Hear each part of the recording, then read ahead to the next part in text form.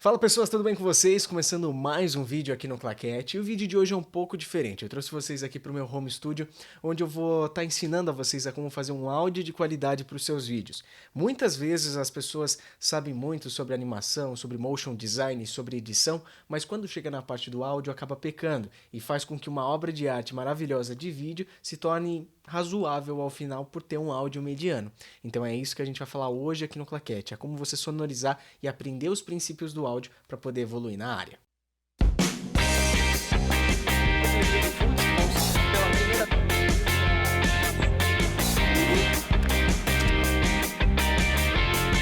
Gente, quando a gente fala de produção de vídeo, a gente está falando de pelo menos 50% do áudio, do poder do áudio ali na sua produção.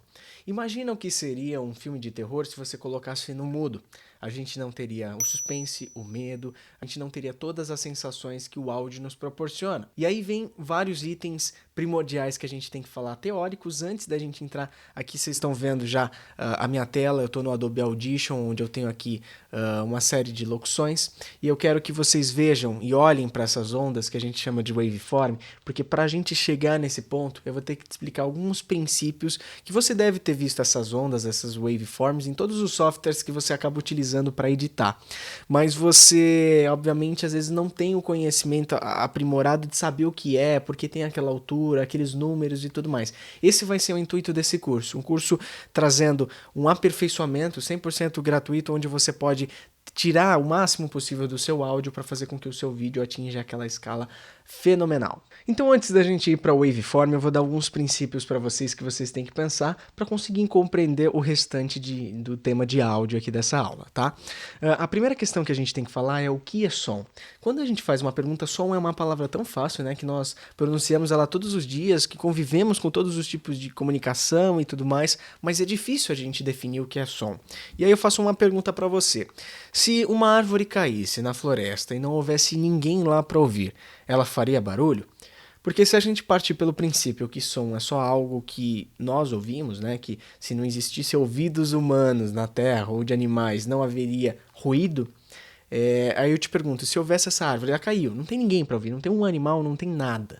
Existe som ou não existe som? Ou som é algo que nós apenas convertemos a partir de uma reação? Gente, som é qualquer perturbação no meio físico. A partir do momento que eu pego esse power bank aqui, ó, e faço isso aqui, ó, eu estou gerando impacto entre duas partes, eu estou gerando uma perturbação no meio físico. Então eu gero ruído.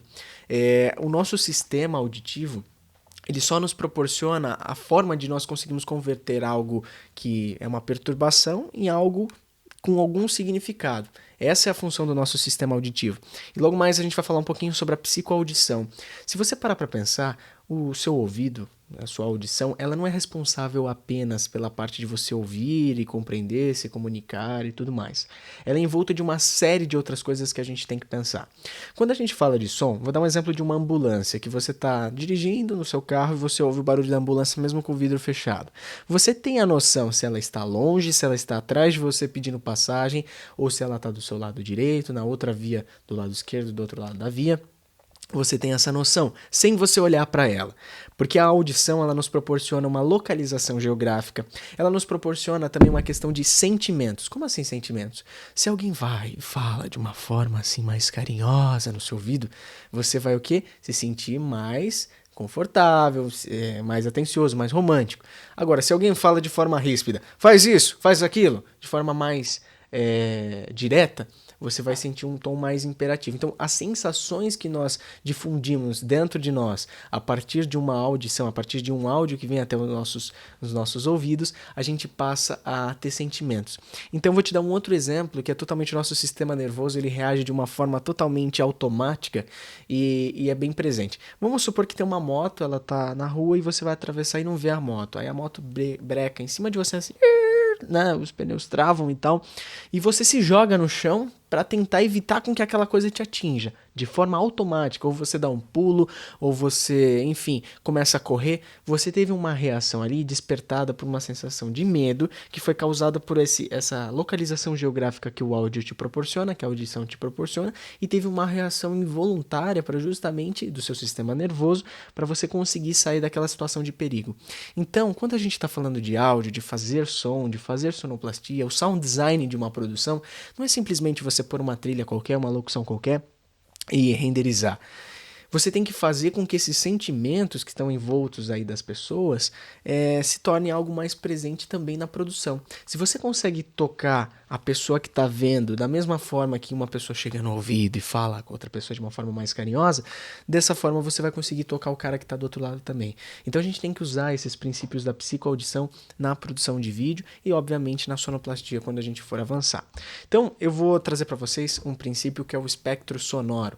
Gente, o que é espectro sonoro? Seres humanos ouvem de 20 a 20 mil Hz ou 20 a 20 kHz, né? Uma abreviação. Dentro dessa escala nós temos os infrassons, os sons audíveis e os ultrassons.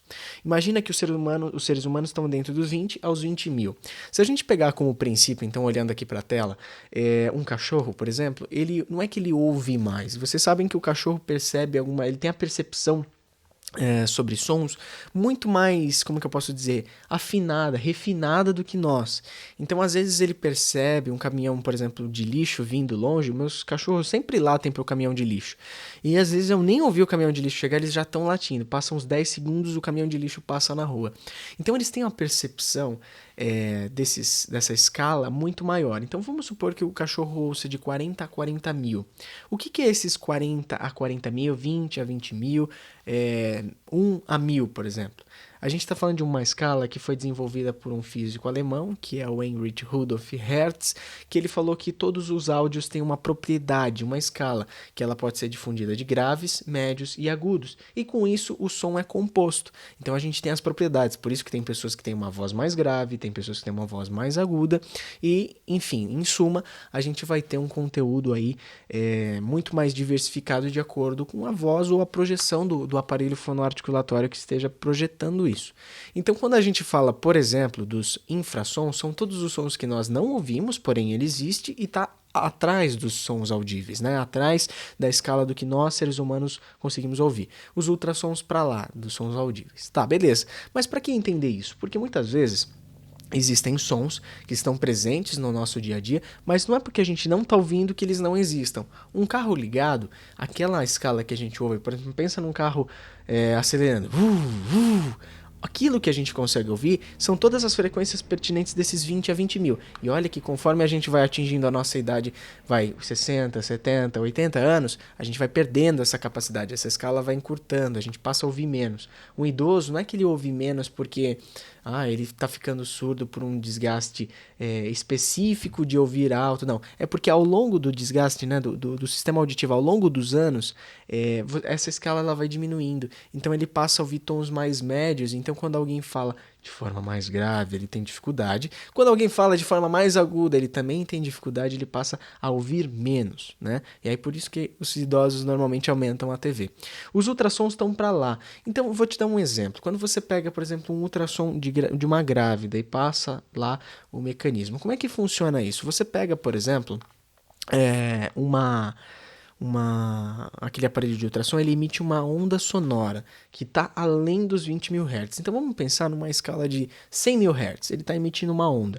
Essa frequência ela vai bater no feto lá dentro da barriga e vai devolver um sinal. Conforme ela devolve um sinal mais longe, ela vai deixar uma cor um pouco mais escura, um sinal mais perto, mais claro. E com isso, diversos pontos que vão atingindo vão fazendo a forma do rostinho ali do neném que vai nascer.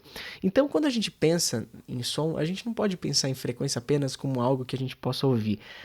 Áudio também é imagem. A gente consegue, esses exames de ultrassom demonstram que a gente consegue, através das frequências, ter imagem. E é isso que vocês vão entender. Como que essas ondas, a partir do momento que a gente vê ali no software, como que a gente pode interpretar melhor esse tipo de conteúdo e entender como é que ele funciona. Bom, avançando então aqui, o ser humano ele é capaz de ouvir então de 20 Hz a 20 kHz, e a gente tem, a partir de uma definição que quando a gente faz a leitura do som, a gente está fazendo uma captação. Então, por exemplo, eu estou falando aqui no microfone. O que esse equipamento está fazendo? Ele está fazendo com que a minha voz, que está saindo pelo meu aparelho fonoarticulatório, ela está sendo projetada aqui, ele, de certa forma, ele lê essa frequência e converte. Então, ele faz a leitura do som através da captação de áudio, tá?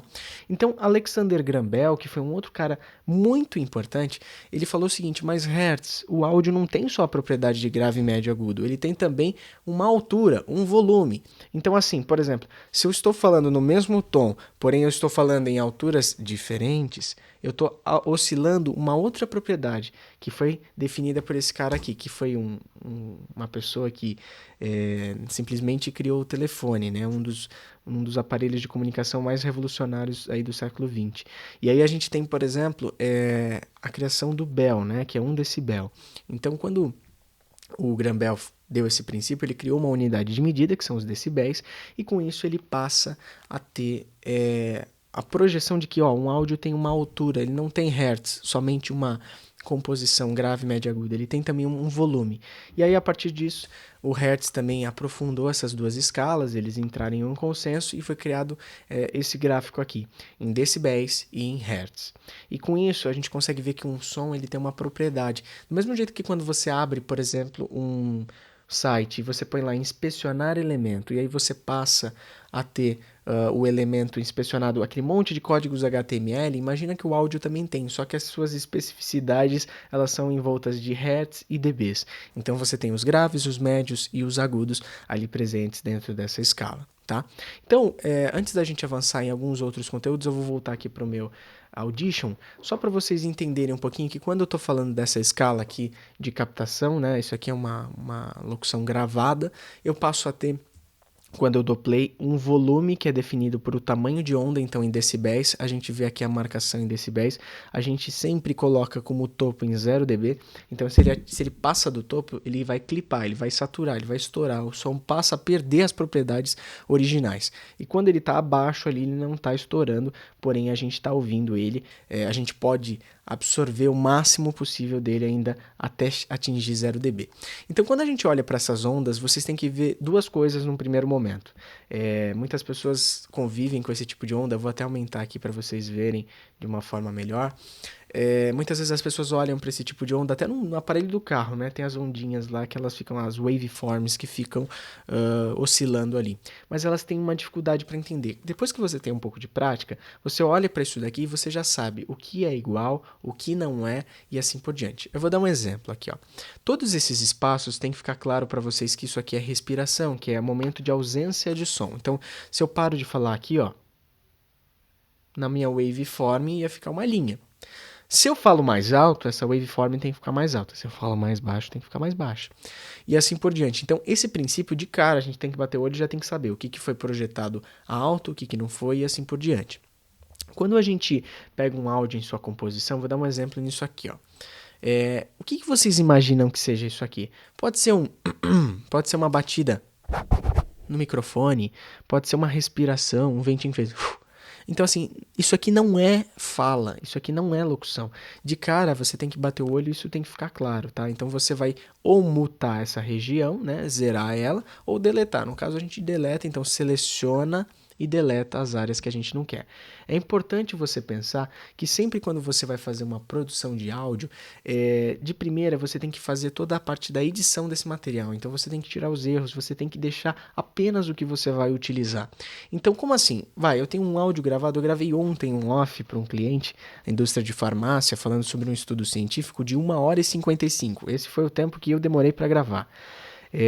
Aí após editar todo o material, ele deu 1h01. Ou seja, tinha 54 minutos de respirações, de versões que eu acabei repetindo para ter uma melhor ali absorção do conteúdo, enfim, eu tive vários pontos ali que eu passei e aí eu tive que refazer esses conteúdos. Então, quando a gente grava um conteúdo, a gente no final da edição, a gente tem que ter na nossa timeline a 1h01 que é final, né, a 1h01, porque aí a gente salva o material que ele é jogado fora, a gente não precisa dele. Mas é sempre importante a gente sempre ter 2 arquivos. Por exemplo, acabei de gravar esse material aqui que eu estou gravando para vocês. Eu tenho que sempre ter uma cópia original bruta. Porque vamos supor que dentro daquela 1h55 que eu fui editando, eu comi uma palavrinha. Peguei o final da palavra na hora de editando rápido e comi a palavra. E eu tenho que buscar no bruto original. Então eu preciso ter esse bruto original. Agora imagina se eu não tivesse esse conteúdo. Com certeza a gente ia ter uma dificuldade, ia ter que regravar. E imagina numa outra situação ainda, que você contratou uma pessoa, pagou lá, sei lá, 10 mil reais para um dublador fazer um áudio e você simplesmente só tem o áudio editado ou masterizado. Já vou falar o que é masterização, é o tratamento do áudio, mas porventura a gente tem que usar ele de uma outra forma que não foi a que o editor fez na versão 1. E aí você não tem esse material, então isso toma cuidado. É sempre importante você ter um conteúdo bruto e um conteúdo depois editado, e aí você faz as versões, se precisar gerar versão 2, 3, 4, você usa do conteúdo bruto, tá? Então eu vou dar um play só para vocês entenderem como é que funciona o áudio e nessas pausas o que acontece, né? Estarem conosco, mesmo de forma gravada. O importante é nós registrarmos esta oportunidade dentro de um momento muito especial que o rádio está passando. Então tem uma respiração, como vocês veem agora, ó, eu vou dar um zoom, eu posso utilizar o meu scroll do mouse rodando aqui a setinha, né? Então eu consigo dar zoom, e eu também posso fazer isso clicando onde eu quero, com mais e menos no teclado eu dou o zoom. Quando chega nesse momento aqui, ó, de um momento muito especial que o rádio está passando. Você consegue perceber que aqui a gente tem uma leve respiração, ó. Certo? Então, nesse momento, eu passo a perceber que qualquer outro tipo de frequência que seja mais ou menos nessa configuração visual para mim, eu já sei que são respirações. Eu vou dar um outro exemplo, por exemplo, aqui, ó, no meio, ó. Aqui é um exemplo de pipoco no microfone, aqui provavelmente é outro, ó. Respiração.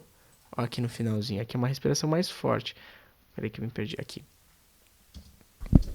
Ó. Certo? Então todas essas pequenas frequências a gente já sabe que é ou batidinha no microfone ou uma respiração mais profunda. Então de cara a gente já pode ir tirando tudo isso, tá? Mas eu sempre te indico editar um áudio da esquerda para a direita. Bom, gente, esse foi um conteúdo mais introdutório. Quando a gente fala de fazer vídeos, de produzir vídeos com áudio bom, a gente tem que entender desde o princípio da edição até a masterização, tratamento final e depois montagem em cima de vídeos, que é, acho que, o conteúdo que vocês mais almejam. Deixa o seu joinha, se inscreve no canal, minhas redes sociais estão aí em cima e até o próximo vídeo, gente. Tchau!